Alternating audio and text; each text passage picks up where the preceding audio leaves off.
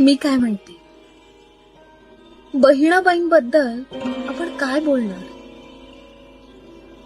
आणि जर बोलायचं झालंच तर पुलंनी इतक्या सुंदर आणि मार्मिक शब्दात त्यांचं वर्णन केलंय. ते म्हणतात, कवितेचं दळण घालणारे असंख्य असतात, पण सुखदुःखाच्या जात्याचं दळण मांडून त्यातून कविता देणारी बहिणाई. जात्यातल्या पिठाच्या भाकरी बरोबर विचारांच्या मंथनातून आलेला लोण्याचा गोळा हातावर ठेवून गेली बहिणाई. आणि हा लोण्याचा गोळा वयाचा विसर पाडून जीवन सरितेच्या काठावर बसून हुतुतू हमामा घालत तो जन्मभर चाखावा.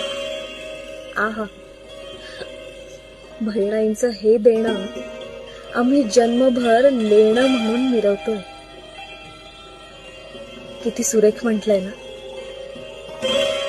हे ऐकल्यावर आणि हे वाचल्यावर मला माझ्या नाटकातली बहिणाबाईंची ओवी आली.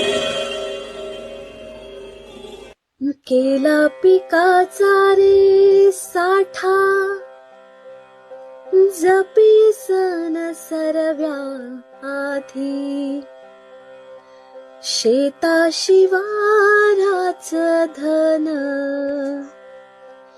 आता आलं खयामधी.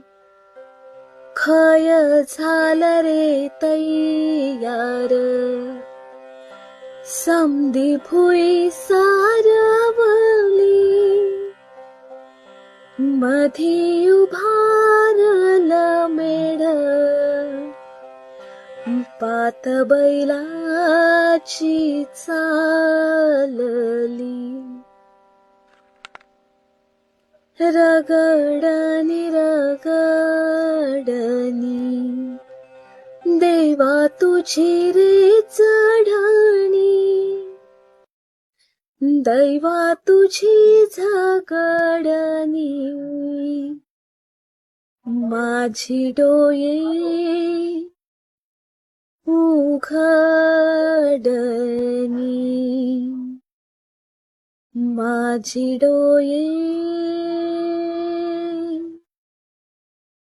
उघडणी.